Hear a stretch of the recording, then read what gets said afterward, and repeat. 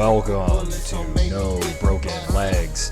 I am your host, Evan Belfiore. We got a little lazy and took a week off, but it's week 3 and we're back. I'm joined by Jimmy Champ on this Saturday afternoon. Jimmy, how are you today? I am doing quite well. Glad we're back to talk some football this week. Yeah, absolutely. And we have a game in the books. The Buffalo Bills pretty much handled the Miami Dolphins, although Miami showed a little bit of life, more life than they did in the first 2 weeks. What were your thoughts on the game we saw Thursday? I think Buffalo is doing just enough to win football games. I think they probably could have blown Miami out if they would have needed to or wanted to, but they seem totally fine throwing short passes and letting James Cook dominate the time of possession. I thought it showed growth for the Buffalo Bills. I think 2 years ago they would have blown out the Miami Dolphins and they would have just thrown everything they had at them instead of saying, you know what, this one's in the bag. Let's just dial it down to third gear and cruise to a win. I think it shows growth as a team, and I think these are the sorts of things that Buffalo has to show if I'm going to consider them to be able to get past teams in January and play into February. But we're not there yet. So other than that, Miami's not a good football team. Mike McDaniel probably not long for the world as an NFL coach. And there isn't really anything the Buffalo Bills can show us until January that can really tell us anything, in my opinion. Yeah, no, I agree with you. I think they have to make sure to not lose one of those games like they do every year where they just get beat by a team they shouldn't get beat by, because I think home field advantage is going to be very important between Baltimore and Buffalo.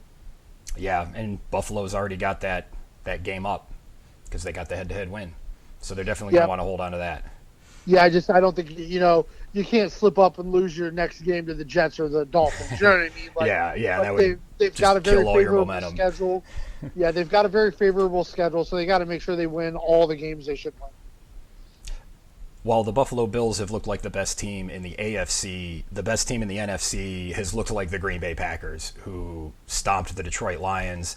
And then in week 2, they defeat the Washington Commanders, who were in the NFC Championship game last year. They look awesome with Micah Parsons. They're coming into Cleveland to take on the Browns. Jimmy, the Packers are 8.5-point favorites. The over-under sits at 41.5, minus 500 for the Pack, plus 380 for the Browns on the money line.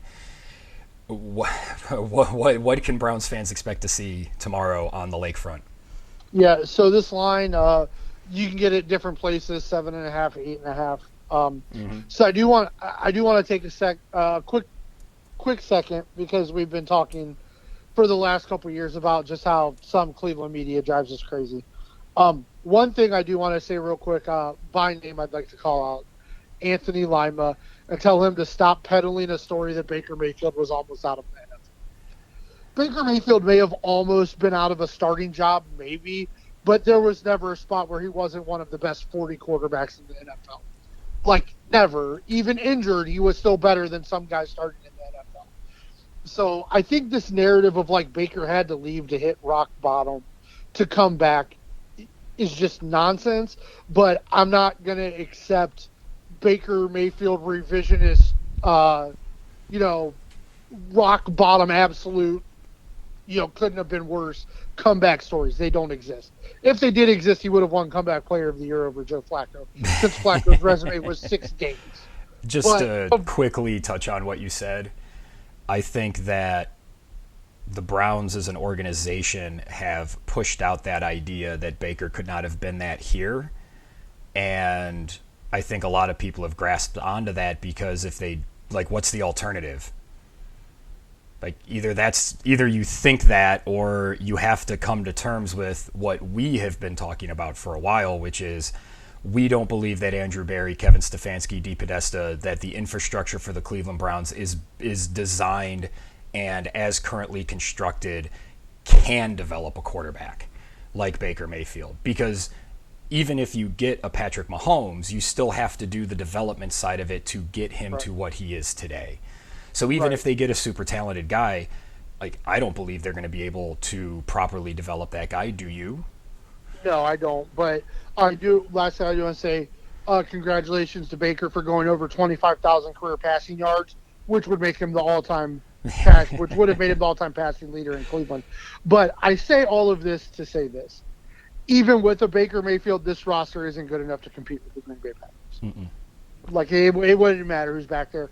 I don't – this isn't the game to me where you start Gabriel. Obviously, Gabriel's going to be up first, and then Shedeur will get a chance. Me and you still believe that Deshaun's going to end up playing. There are some people that are just absolutely not. They're going to figure out the medical thing, whatever. Like, I believe Deshaun Watson gets run at quarterback this year, too, as you do. But this Packers roster was really good before Micah Parsons came on board. It made the defense even better. Jordan Love is playing really well. The running game is doing very well. They haven't got their rookie wide receiver in the mix yet, and they're still scoring enough points. I think the Packers win this by 2 scores easy, so I'm all over the Packers here. I had said before the season that I thought the Browns might be a team that gets a lot of covers. This might be one of those like 13-4 seasons for the Browns against the cover. Man, I don't see it.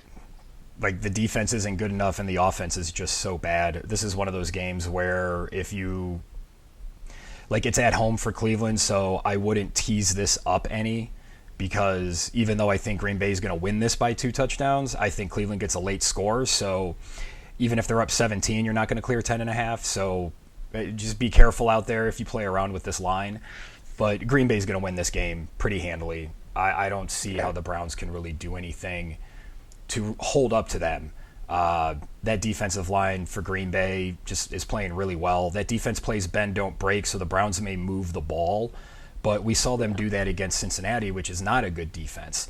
They were able to move the ball in between the 30s, but when it came time to make big plays to get into real touchdown scoring position, they just couldn't do it. And I think Green Bay's going to eat them up. Why can't this team run the football, Jimmy? Old offensive line that isn't healthy and forcing DeJuan Jones to play left tackle when I think he's better suited at right tackle. Yeah, that's been disappointment. DeJuan Jones just hasn't been very good.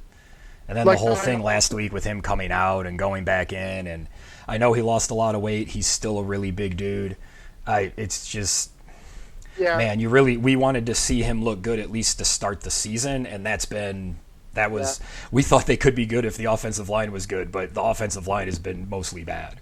Yeah, and it's, and it might not really be his fault. Maybe the Browns are trying to force him to play a spot where he's not, I think he might just be too heavy for how fast some of the guys coming off the left end in this league are. Fair. I think that's a fair point, and it's definitely something to keep an eye on just in the next couple of weeks, because they're going to play some good defenses, and he's going to have to play some guys that are quick. So if he's out there and he's consistently getting beat like you're noting, then it's probably like Conklin's going to be gone anyway, so why don't we just move him over to the right tackle and, I don't know, figure out left tackle. They seem to do it like that every year anyway. Yeah, it's the offensive line play has been poor. I think Judkins had a good game. I think for what was asked of him in that situation, I think Judkins looked okay, and I think Sampson has looked mostly okay. Like, I think you might have something at running back, but it doesn't matter if, it's always second and third and long, because then you're going to be passing him. I don't believe the wide receiver room can really get open.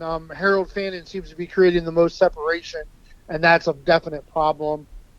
Well, he's also part of the check down Charlie brigade, because that's just all the Browns are doing is dinking and dunking. They can't get anything downfield. Judy's out here talking about how he's always open, but Ross Tucker's on the broadcast showing me video that tells me that he's not open. Right, and that's the thing. So, and then Flacco's getting reckless with the football, and we've seen this story before. It's usually bad, and even when the receivers do get a little separation, they've just can't catch the fucking ball, man. Spots that we were expecting to be good haven't been good. We've beat up Andrew Berry about a lot of drafts. I do think the rookies have mostly been okay, but it's more veterans just not getting enough done. I don't want to say the defense hasn't been good, because they've been on the field a lot, and they've been on the field in a lot of crappy situations. But at some point in time, like, you can't just have a sack, and then the drive you had a sack on still turns into points for the other team. Yeah. Like, they've tried to turn the ball over. They've got to probably be even more aggressive than they're being, because the offense, we knew this. We don't understand. I think it's the hardest thing for you and I is we didn't understand why people thought this offense could be serviceable. Yeah. Like it's that's one just of my biggest it's the problems. worst of everything we thought. And to your point about the rookies, I think they've been fine. I think they've looked okay.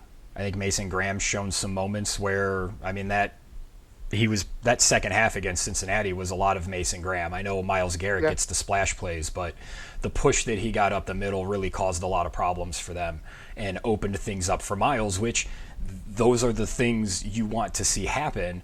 Maybe they could put them next to each other on the line once in a while, just throwing that out there. But I'm watching film breakdowns of all the various ones that you can look on YouTube, and whoever the Browns have is like teaching help to their cornerbacks and safeties. That person is bad at their job, because I'm watching a film breakdown and they're just showing it, and they're like, here's a cornerback who has help on the inside, yet he's guarding against the inside route, which opens things up for the outside route, which the receiver and Jackson see, and then they hit it. Or it's, they have help outside and they're guarding outside instead of guarding inside. And it's like, why? Like, that is either somebody's not running the right play, somebody doesn't understand what is happening around them, or that's bad coaching. Yeah. Like, that's all that can be. Because It could be all any three. novice can tell you, oh, you have help over there, so you should guard against this other side since you have help over there. Like, that's basic stuff. And these are the things that I feel like we've been talking about since we started this podcast 5 years ago with this team. There's all these things that pop up, and it's just like, what is that?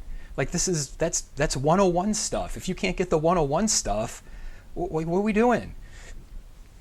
Yes. Yeah, I fully agree. It feels like the easiest things from position groups that are supposed to be good get missed sometimes, and it's really frustrating. I just, we talked about. I mean, this schedule, this first, really even like the first 8 games were going to be pretty tough, but the first 6 were really hard. So you needed to beat Cincinnati because most likely the Browns are going 0-6. So whenever you want to put Dylan Gabriel out there, go for it. I mean, every team they play has an elite pass rusher, so there's never a soft spot they can have to bring him in. So I say just go ahead and do it. Bring him in. Let's go. Yeah, the beat reporters like Jason Lloyd and Mary Kay and Daryl Ryder were saying in unison that the team is hoping to get through at least week 6 with Flacco. And I still don't understand. Like, I don't. Well, you I don't don't get it. I mean, you said they could be Team last 0-6. I'm looking at the schedule. They get Detroit next week in Detroit, so good luck there. That'll be at least a decent test of the defense. Hopefully, we can see what that defense looks like against a really good offense. Yeah. At their building. Can the defense travel? Because if the defense can't travel, then it's going to be tough to find victories on the schedule. And then you get the Vikings. I don't know what the Vikings are. Carson Wentz is going to be starting for them. We'll talk about that game later. Brian Flores is a good defensive coach. You probably don't want Dylan Gabriel starting there, but again, it's like you can find that everywhere in the schedule. The only place I see that you can start Dylan Gabriel and get a relief is against the shitty Dolphins. Yeah, but the thing about the Vikings game too is that's the overseas game. You have no bye afterwards, and it's the Vikings' second overseas game. So they're going to have been over there. They're going to be They'll more be adjusted to the time. They're going to be more adjusted. Like it is a rough schedule for the Browns. They definitely didn't give them any favors for sure. Well, you don't get many favors on the schedule when you're just a bad team and most teams are better than you. True. Let's take a look at the rest of the schedule. And the first game that we come to, of course, is the Tampa Bay Buccaneers hosting the New York Jets. The Bucs are 6.5-point favorites, 43.5 on the over/under, minus 325 for Tampa Bay, plus 260 for the Jets. There are 3 offensive linemen out for the Tampa Bay Buccaneers, Jimmy. And before I heard that, I was all over the 6.5. Now I'm a little wavering. What are your thoughts? Yeah, you've got 3 offensive linemen, plus Igbuka is questionable, and he's been a big start, to the year for the offense. So this is a stay away for me because of that, but I still think the Jets are bad. But yeah. I would probably lean the Jets with the points here. Yeah, I like the Jets to cover this. Plus, Tampa Bay has played two close games. Baker's had to drive him down the field for game-winning touchdowns in the fourth quarter, something that a lot of people said he would never be able to do in the NFL, and he's now done twice against their biggest divisional game, the road game against Atlanta, and then they beat Houston in Houston. It's very impressive. It's been nice to see Baker get his flowers, and it's also been kind of aggravating to see everybody talking about this like we were talking about it 4 years ago. Yeah. Classic two by us. We're like 4 years too early. Yep. Yep. But yeah, Tampa Bay holding on. I mean, Tyrod Taylor's playing. He's competent, but he's not great. So Taylor's the type of guy that can move the ball between, like up to about the 40, 30-yard line of the opponent's territory. So the Jets may get some drives, so that may limit possessions, which is why I like the under. And Tampa Bay probably wins this with a late field goal or a late touchdown. Staying in the NFC South, we have the Atlanta Falcons traveling to the just terrible Carolina Panthers. The Falcons are 5.5-point favorites, 44.5 on their over-under, minus 218 for the Falcons, plus 180 for the Panthers. Jimmy, did you believe anything you saw from Carolina in the second half against Arizona, or is that more about Arizona just being bad? I think it's about both. I think Carolina is going to be feisty. I think they're going to do a ton of backdoor covering. I think they're, it shows something that they're willing to fight, not willing to kind of give up and give in. So I'm actually going to take Carolina. I think 5.5 is enough. They can keep it that close. You just convinced me. I thought Atlanta might roll in this game, but Atlanta's not that good. And Carolina does have fight. Maybe Carolina ends up being that 13-4 cover team. Yeah, I wouldn't be surprised if at some point, Atlanta's not up by 17. That wouldn't surprise me, but Carolina has shown that they're gonna play to the last whistle. So. Yeah, and that matters. But that team's bad. They've got all kinds of problems. I don't know what they're gonna do. Are they just gonna play Bryce Young all year? Yes. That sounds miserable. Sorry, Panthers fans. Let's move on to a better game. The LA Rams are traveling to take on the Philadelphia Eagles in Philly. Eagles are 3.5-point favorites. 44.5 is the over/under. Minus 185 for the Eagles. Plus 154 for the Rams. I don't think the Eagles are actually playing all that great. They have won both of their games, but it's sort of like they're looking a lot like how we talked about Kansas City last year. They've been to 2 Super Bowls. They've won one, so they certainly have a little bit of pedigree. So as long as they keep winning, I guess it'll be fine. But I like the Rams here. I think that Rams team's really good, and they played them tough last year in the playoffs. Yeah, this feels like I'm staying away from the Rams money line just in case. But this is still 3.5 at FanDuel this morning, so I like the Rams there. I like this. Feels like a field goal game one way or the other. So if I can get the 3.5, I'm good with that. Absolutely. Our next game sees the Indianapolis Colts traveling to Tennessee to take on the Titans. The Colts are 4.5-point favorites. 43.5 is the over/under. Minus 205 for the Colts, plus 170 for the Titans. Jimmy, the Colts surprising 2-0. They haven't played anybody good. Tennessee's not very good. What are you looking at here? This is a total stay away for me because I'm not letting either of these teams spoil parlays for me. I have no idea. I look up and down the Colts roster, and I still don't think they're very good. I think they played. My opinion, they lost to Denver and got bailed out by a really questionable call, in my opinion. And Miami has been really bad to start the year. So I don't actually think the Colts are any good. Nope. I do still kind of like Tennessee's roster. So I think Tennessee will play tight. I'd probably lean Tennessee, but this is total stay away for me. This feels like a classic 2-0 against 0-2. The 0-2 teams at home, they know the season's on the brink. They come out with some extra fire. The fans are going, and the Colts are like, oh, that's right, we're not that good. Yeah. So I'm with you. I like the Titans here, and I wouldn't be surprised if this game goes over. I'm not sure if I'm going to throw any money on it, but it just feels like one of those games that we expect to be one way, and then it ends up being the other way. Yeah. It'll be like a 35-31 game or something. The Cam Ward game. Everybody will be talking up Cam Ward. You see that happening. Yep. Up next, we have a battle of backup quarterbacks as the Cincinnati Bengals and Jake Browning take on Carson Wentz and the Minnesota Vikings. Carson Wentz is a 3-point home favorite, Jimmy. The over-under sits at 41.5, minus 162 for the Vikings, plus 136 for the Bengals.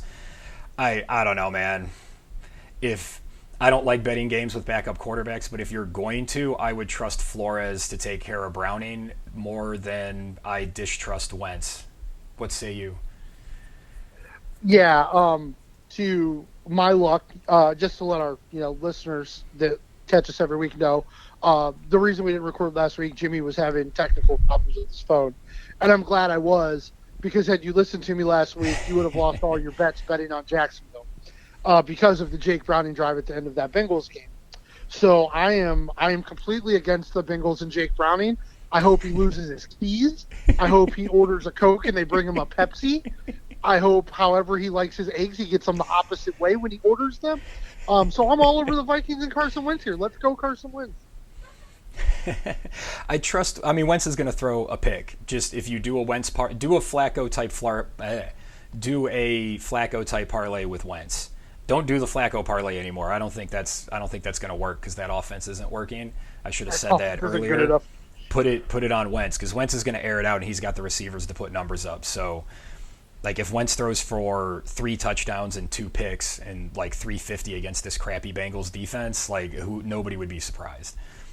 Yeah, it doesn't change the fact the Vikings skill position players are really good. Yeah, they're excellent. Even with Aaron Jones out, Jordan Mason is really good. So if Carson Wentz looked really good, it wouldn't be a surprise. No, and Justin Jefferson puts numbers up with anybody as his quarterback. And I think that Vikings defense is for real. Yeah, and that's really where it comes down to. The Vikings, that defense is pretty good and should be much better than the Bengals defense. Up next, the Las Vegas Raiders are traveling to Washington to take on the Armada.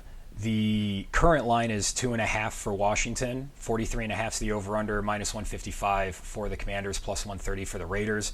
The real question we're waiting on is will Jaden Daniels play in this football game, and we're probably not finding that out till tomorrow morning. How should people approach games like this, Jimmy? What's your strategy for this? Well, everything I've read is leaning to him not playing. Yes, but I guess, do you think that line reflects him not playing? Because I was kind of surprised that line wasn't like 1.5. Yeah, no, I think the line. I think the line reflects him not playing, and I just think it's because their roster is so much better than the Raiders. That's fair, especially with Bowers. We don't know what his health is. He certainly didn't look right last week, and I don't know what it is and with these teams, because we're seeing the same thing in Vegas that we saw with Bijan Robinson in Atlanta. Like, you draft this guy in the top 10, you want to make him the center point of your offense, and you don't seem to get him the ball in any sort of unique or advantageous way. I don't get it. I don't get it, Jimmy. Yeah, so I'm probably, because of Mariota starting, this is probably a stay away for me, but I would probably leave Washington. Oh, I like Vegas here. I think this is the sort of game that Pete Carroll can throw some Pete Carroll magic dust out there and sneak a win. Yeah, no, I can absolutely see that. I think this is just one where I could just see it going just either way. Yeah, so, absolutely. And this might be the sort of game that I look at and tease up to 3.5, just because I think this is probably ends up being a field goal game. Yeah, and as much as our buddy Sully doesn't like it, Gino hasn't looked very good yet. No, he hasn't. So let's see. Vegas plus 3.5 is minus 145. So if you're putting that in some parlays or something like that, that's not bad at all. Yeah, no, I like getting that extra half point because I agree with you. This feels like a field goal either way. Yeah, especially with Mariota out there. Our next game sees the Pittsburgh Steelers traveling to New England to take on the Pats. The Steelers are 1.5-point road favorites. 44.5 is the over-under. Minus 130 for Pittsburgh on the money line. Plus 110 for New England. What do we make of this Pittsburgh Steelers defense, Jimmy? They have just gotten torched. Yeah, the defense hasn't looked very good. The offense hasn't looked very good. I don't ever really remember the special teams being a problem in Pittsburgh, but now that was a problem last week too, with the boneheaded play on the kickoff. I like New England. I like their roster. I like their coaching staff. I'm all over New England here. Yeah, I'm with you. I just that everything about Pittsburgh looks off right now. Although, like I said last week, was one of those games. I think I told you I was like looking at it and I was like, this feels like a game the Steelers should win, but they'll blow. Yep. And then they did it. So they're going to throw us off the scent, I think, probably for another week, and then they'll come back and be, they'll beat somebody they shouldn't next week or the week after. I don't know what their schedule is, but that seems to be how their seasons go. Yeah. Up next, we have my favorite game of the week. The Houston Texans are traveling to Jacksonville. Jaguars are 1.5-point favorites. 43.5 is the over-under, minus 125 for Jacksonville, plus 105 for Houston. Jimmy, I'm all over the Texans here. There's no way they start 0-3 and Jacksonville starts 2-1 with a win over them. What say you? Yeah, so I want to get into this game a little bit. Yeah. To me, the two most intriguing games on the schedule for myself personally is this game and the game we haven't talked about yet, which would be the Chiefs. We've said for years now, like, the powerhouse quarterbacks all seem to be in the AFC. And that may be true, but I think the better teams are in the NFC. I think the Bills and the Ravens might be the only two teams in the AFC that wouldn't have gone 0-2 to start the year against the Rams and the Buccaneers. Yeah. Like, I think the Rams and the Buccaneers are two of the four best teams in the NFC, and I think they're better than every team in the AFC except for two. So, I mean, maybe the Chiefs go 1-1, maybe, but I think most of the AFC starts out 0-2 and looks exactly the way they look. And it's not like they lost those games in embarrassing fashion. They were in those games. They were close. They came down to the end.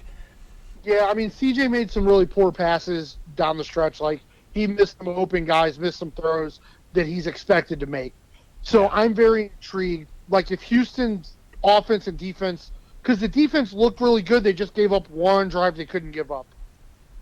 If the defense doesn't look superb and the offense doesn't look really good, now I'll be surprised, and I'll be a little concerned about my Texans' futures. But I agree with you. I think the Texans blow the doors off of Jacksonville in this game. Yeah, feels like a get-right game for CJ.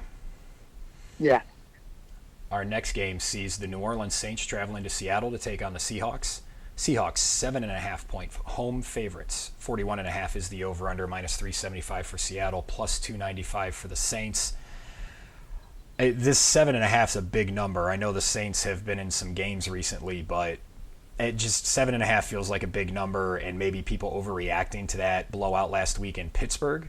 What are your thoughts here, Jimmy? Yeah, I mean, but they do have to go to Seattle. Yeah, like, no, but I'm with you. I don't want to pick the Saints, but I kind of want to pick the Saints here. And I think they've been showing a lot of heart. They look like they know that they have to do something early because the wheels might fall off. Yeah.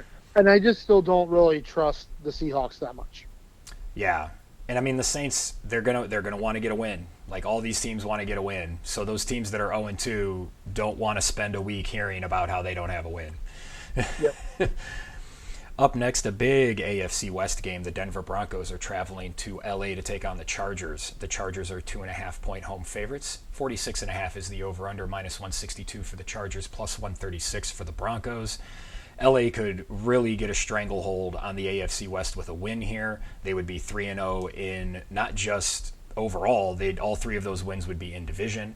The Broncos have not looked very good, Jimmy, and I'm going to point out that I think this line should be higher based on what we've seen from these teams. Yeah, I agree with you. There's just still people that just still think this Broncos defense on paper is really good, and Bo Nix wasn't a fluke last year. I don't agree with either of those things. I'm all over the Chargers here. Yeah, give me the Chargers. I think they keep looking good.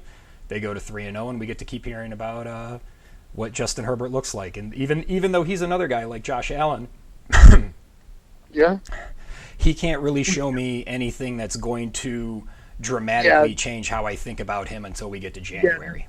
Yeah. There's nothing. Yeah, Justin Herbert is one of those guys where there's nothing he can do in the regular season that is going to make you go, well, that means they'll be better in the playoffs. Yeah, like now he gets to be elevated. Like, is he elite? Like, he hasn't won a playoff game.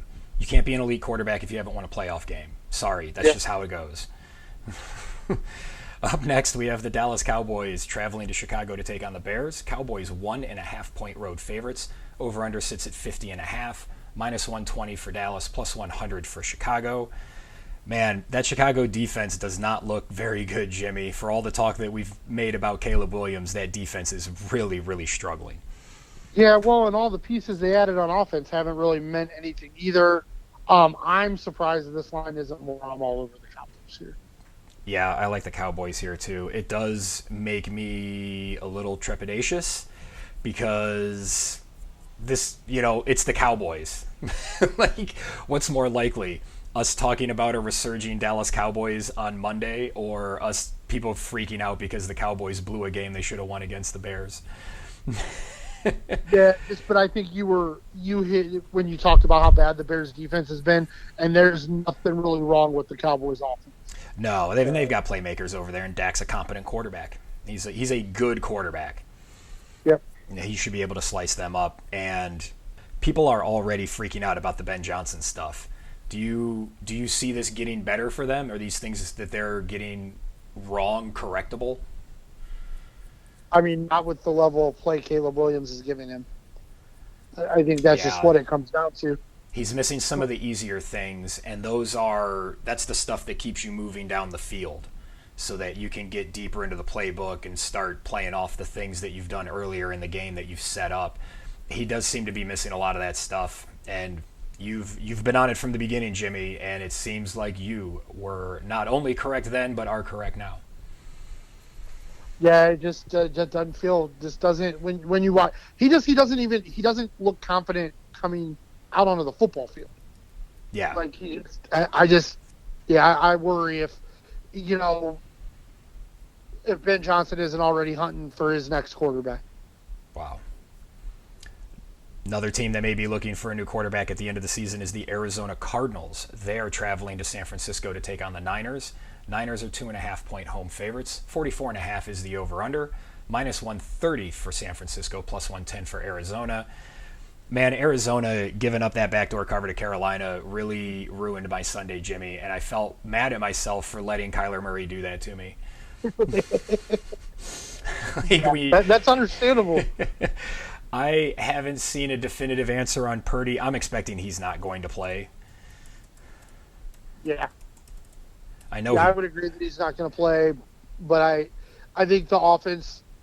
Yeah, he practiced and they said he does have a chance, but that sounds like them. Yeah, prepare for Purdy a little bit. Yeah, exactly. I don't think it matters which one goes out there. I think on every level, San Francisco is just better than Arizona, so I like the 49ers here. Yeah, I agree, and I also don't think there's as much a difference between Brock Purdy and Mac Jones as people want there to be.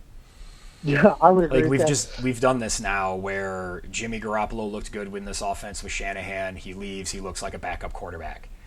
Mac Jones, all of us we have all agreed that Mac Jones was a bad quarterback. Like even his most ardent defenders were like, yeah, he's a bad quarterback. He needs to stop throwing it to the other team. And all of a sudden now he looks good. So I like when Brock Purdy eventually leaves San Francisco and somebody gives him a chance to start, he's probably not going to be very good there. Yeah. But I don't know. San Francisco's got plenty to win this game by the 2.5, so I have no worries there. Up next, the Kansas City Chiefs are traveling to New York to take on the Giants. The Chiefs are 6-point road favorites. 44.5 is the over-under. Minus 325 for the Chiefs, plus 260 for the Giants. Here we are, Jimmy, the Kansas City Chiefs, 0-2. Probably the first real panic that this team has had to face. They've had a lot of panic thrown at them that I think they've deflected pretty well, but there's some smoke coming from the Chiefs camp. What are your thoughts on this team right now? Man, so I want to get a little real life for a minute, okay? There have been times in his career where Andy Reid has lost games and teams. It has nothing to do with the X's and O's. It has to do with the clubhouse. And it has to do with his personality and his style. Everything that happened with Andy Reid's son It Oh yeah, was before the Super Bowl that one year. it was shocking and jarring to me that he let those players come out on the field with shirts that said "free for." Like, that is wild to me. Like, I wonder if if this isn't a year where maybe they take the step back. Now, I would also say, I bet you there haven't been a whole lot of times where a team was 0-2 and was a 5.5-point favorite on the road. Like, you know what I mean? I think Yeah, that's a very fair point.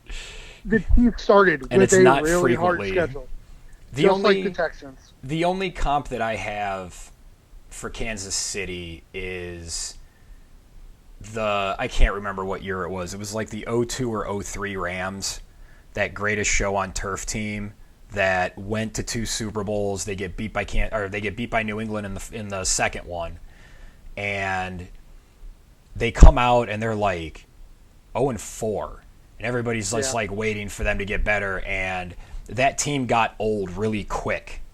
Yeah. And that's the thing that I worry about with Kansas City, especially on the defensive side of the ball, because I think they'll be okay on offense once they get Rice and Worthy back. They need their starting receivers, because there's not a whole lot going on in the running game there. And like Kelsey's he's not as good as he used to be. He was an elite Hall of Fame tight end. Now he's just probably a good tight end. Yeah, it's just weird to see, like, on the option routes, it's weird to see him and Mahomes on a different page. Yeah. I think they'll probably start to pivot to Noah Gray a lot more. I think Noah Gray is very good in the heir apparent to Travis Kelce. But I still think the defense is really good. I mean, Philly didn't really do that much offensively against them. And Philly is a far better offense than the offense they're playing this week. So yeah, I think the Chiefs won this game by a touchdown, if not 2 touchdowns. If they put up a 50-burger, Dinkin and Duncan, I wouldn't be surprised. Like, I think this is a game to get people to go listen. Like, there's a very real chance that the Super Bowl this year could be the Ravens versus the Eagles, and the Chiefs had to start the year against those two teams with a lot of injuries, a lot of uncertainty. Like, I don't think there's anything wrong with Kansas City. And, as we've talked, unfortunately, we're not going to know if this Chiefs team is. I still believe they're going to win the division. I still believe they go to the playoffs. Yep.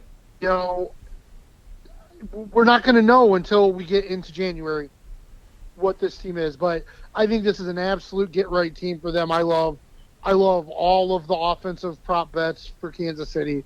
I think they dominate this football game. Yeah, this feels like the type of game that Patrick Mahomes has just dialed in all week and just sets the tone. Now, and just sets the tone for the whole team. And everybody's like, okay, we're not – and not only are we not going to take the Giants lightly, we're going to focus a little extra hard. Yeah. And I think it'd be just like with the Texans. If the Chiefs only win this game by like 3 points, 5 points, then there's concern. Then we got to really dig into it and look at it and see where we think there is value in the Chiefs line. Up next, we have the Detroit Lions traveling to Baltimore to take on the Ravens. 4.5-point favorites are the Ravens. 53.5 is the over/under. -225 for Baltimore. Plus 185 for Detroit. Jimmy, we saw this game last year, and Baltimore blew the doors off of Detroit. They did. You think they're going to do it again? And I think Baltimore's even better, and you know how I feel about the Lions. Give me the Ravens. Give me the Ravens and the over. Yeah, I like both of those bets. I don't understand what has changed from last year that would make things drastically different for Detroit. And that game was in Detroit, if I recall. Yeah, I believe so. Well, that's it. That's the Week 2 slate, Jimmy. Plenty of football on the schedule. Plenty of football to see. A lot of those 0-2, 2-0 games that we like to talk about. We'll see who's really good, who's really bad. It should be a lot of fun, and we'll just have to wait and see what happens with the Browns. Yeah, and the thing is, like, that 0-3 and 3-0 mark, I mean, those are usually very, very good indicators of who's not going to the playoffs and who is. Absolutely. Well, thank you for joining me on this Saturday afternoon to talk football and find the right picks to make so that we can end this weekend with some extra cash. Absolutely, man. No place I'd rather be, brother. And I want to thank all of you for listening. For Jimmy Champ, I'm Evan Belfiore. Thank you for listening to No Broken Legs.